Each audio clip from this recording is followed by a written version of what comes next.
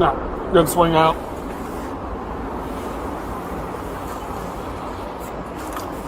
Stand back in. Yep. Deputies slapped the cuffs on Robert DeWeese after a 6-year-old girl said he raped her in the bathroom of a popular store. Now DeWeese is in jail, and it's not his first brush with the law. We'll go through the terrifying claims made by prosecutors and how detectives say DeWeese tricked the little girl into opening a bathroom door. Welcome to Crime Fix. I'm Anjanette Levy. There's a 6-year-old girl who went through a really scary experience in the bathroom of a store in Ohio. What detectives say happened to her with her mom in the store could happen to anyone, and that's really the terrifying part of this. A man named Robert DeWeese is in jail, accused of raping that 6-year-old girl, and he's charged as a repeat violent offender, meaning he's done it before. The case takes us to South Lebanon, Ohio. That's about 30 miles north of Cincinnati, and a mall where the girl and her mom were shopping. It was February 6th when this girl and her mom were shopping at the Five Below store, one of those stores where everything's $5 or less. An incident report shows the call came in at 3:07 p.m. A woman reported that a male touched her daughter in the bathroom. The next note states, no camera in store. Then, unknown if the male is there. After that, unknown what the male looked like. The daughter is 6 years old, according to the report, and the next comments say they're in the front of the store. Now, the report goes on to say that the girl didn't see the man at that time, but unknown who he was. But somehow, deputies tracked down a suspect. Yeah. Have a seat.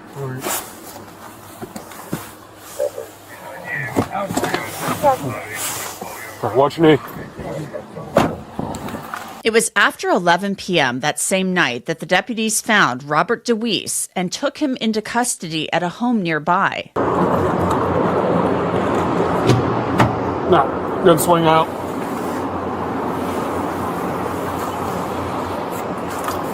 Stand back in. Yep. All right, we're gonna walk up that big glass door.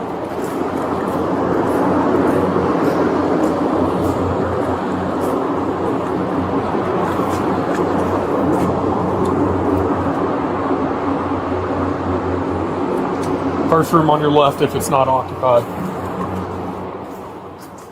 Have a seat in that little round chair.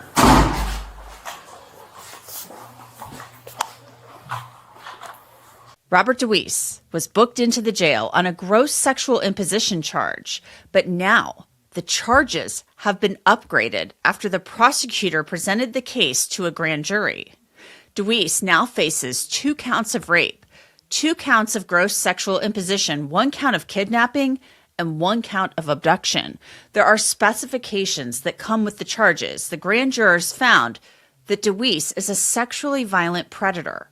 DeWeese has been convicted of sex offenses in Ohio going back to 2007.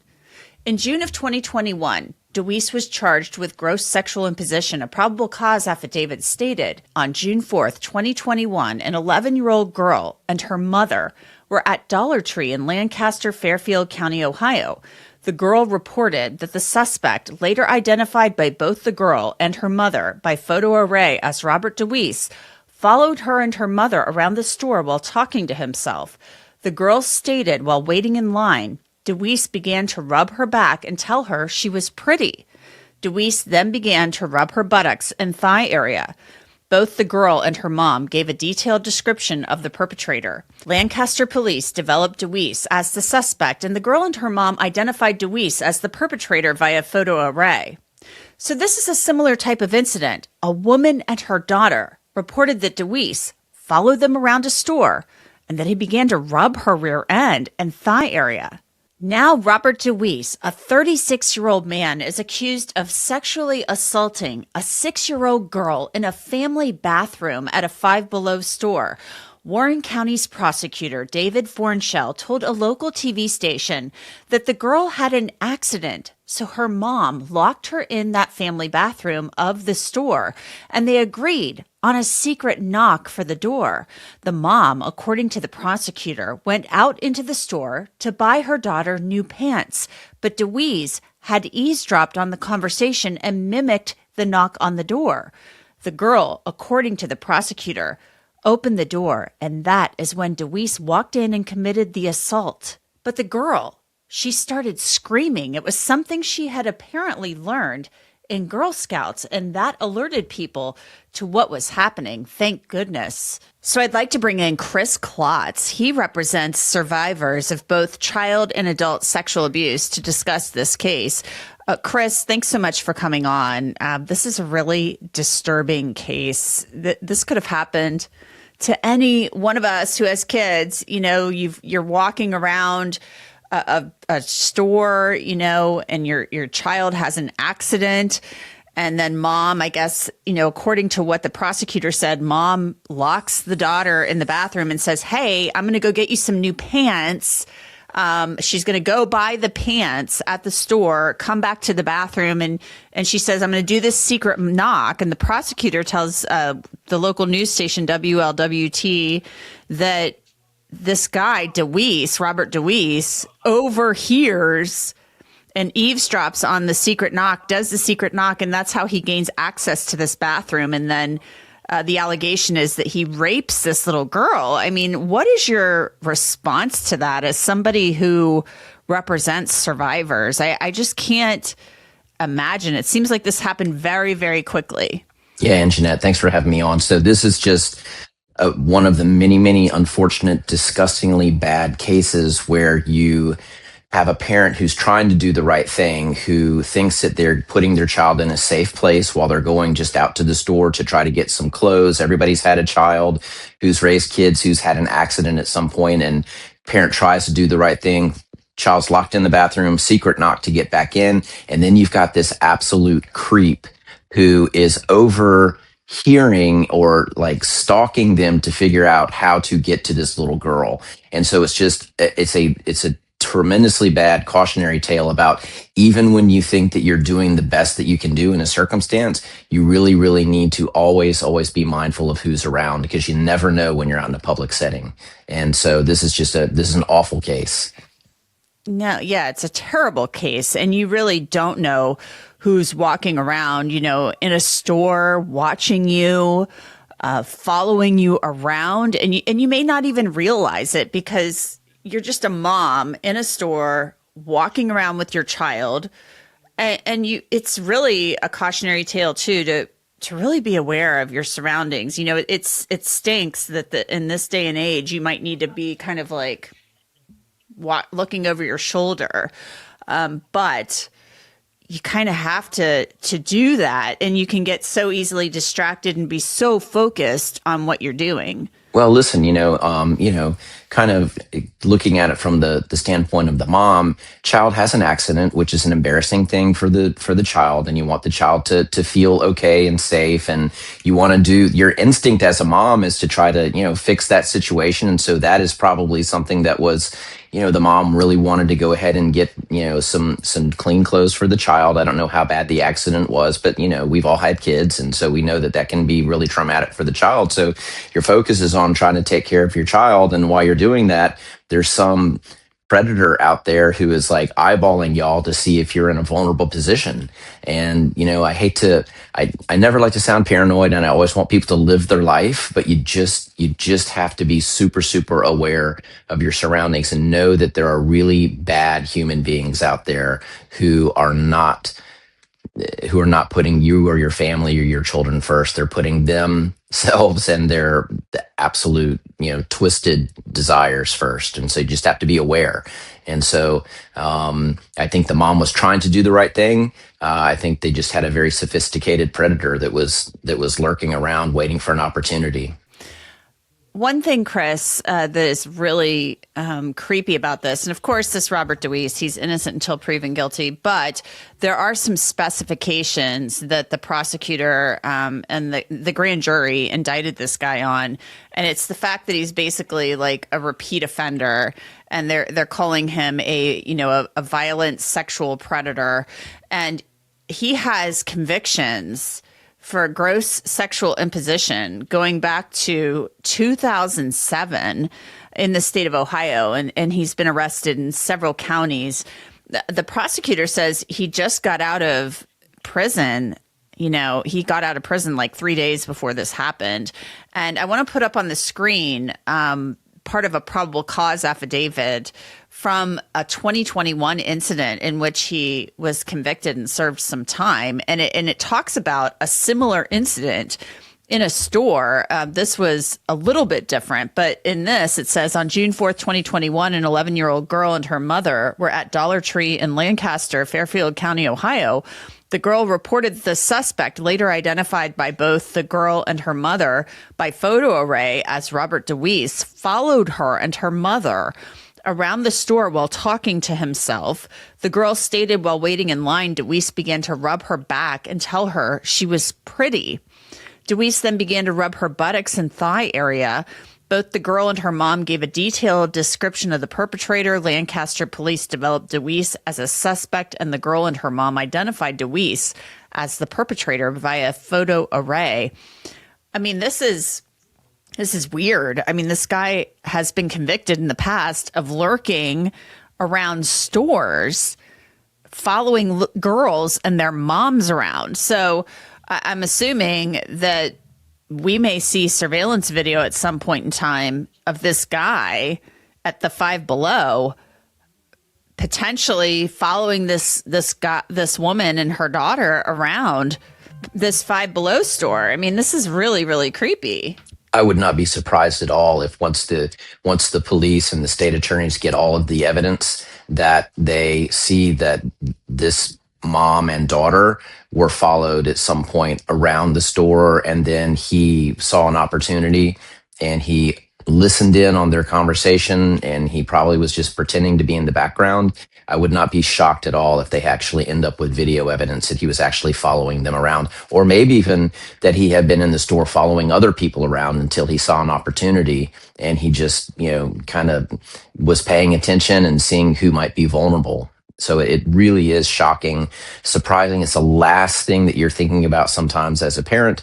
And again, I see so many of these cases where parents have the best intentions. They're trying to do the right thing. And then you have somebody who's just absolutely sick, who is got a motive to do something harmful to a child, sometimes to an adult, and takes advantage of it. So again, not to sound completely paranoid, but we do have to, as parents and responsible adults, be aware of our surroundings and always pay attention.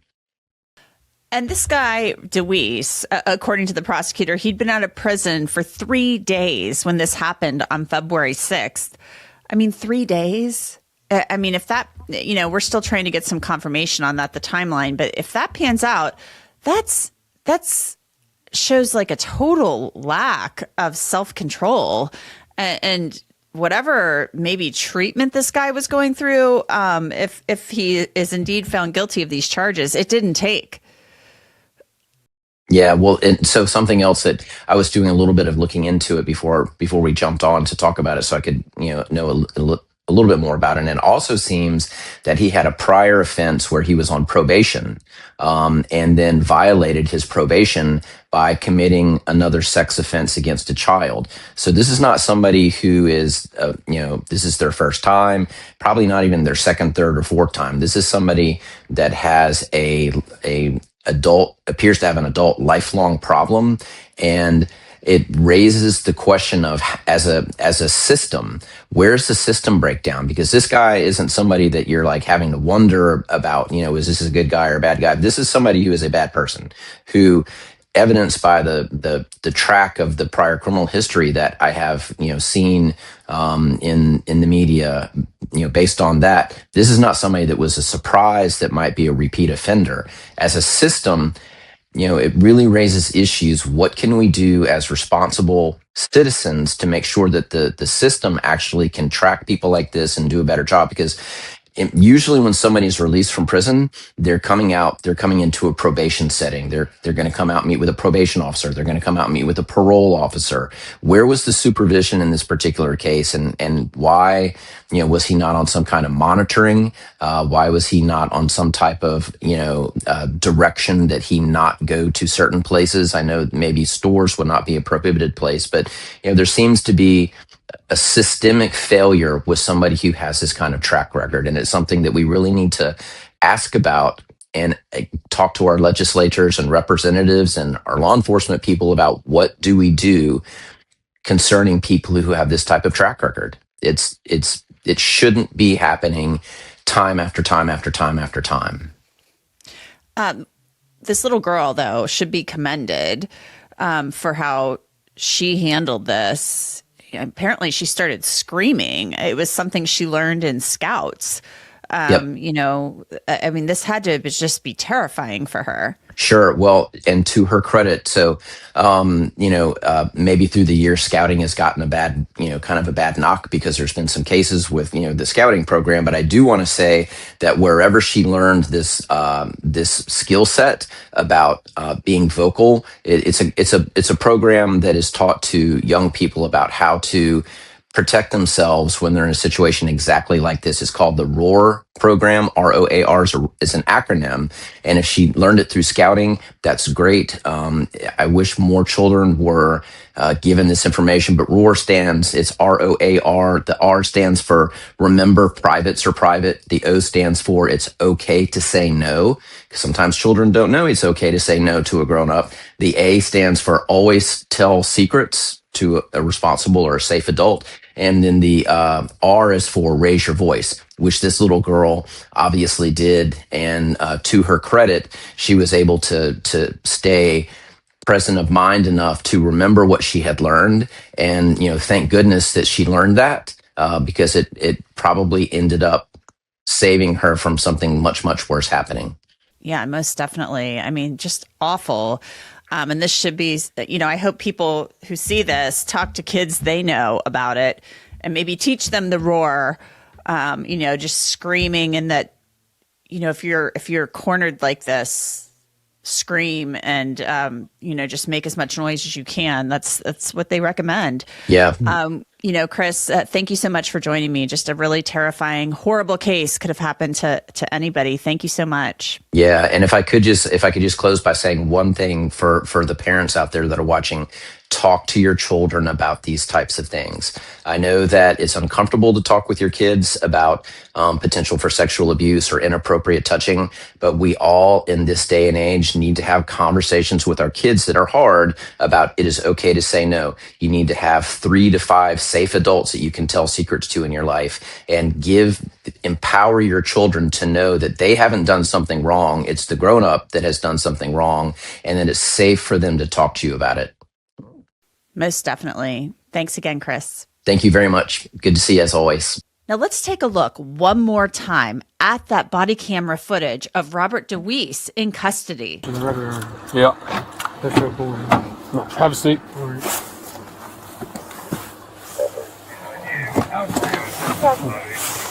Watch your knee.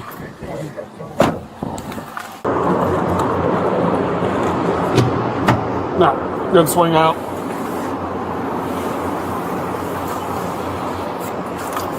Stand back in. Yep. All right, we're gonna walk up that big glass door.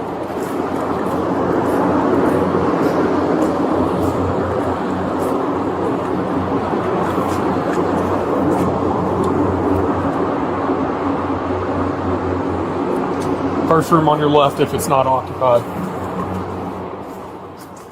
Have a seat in that little round chair.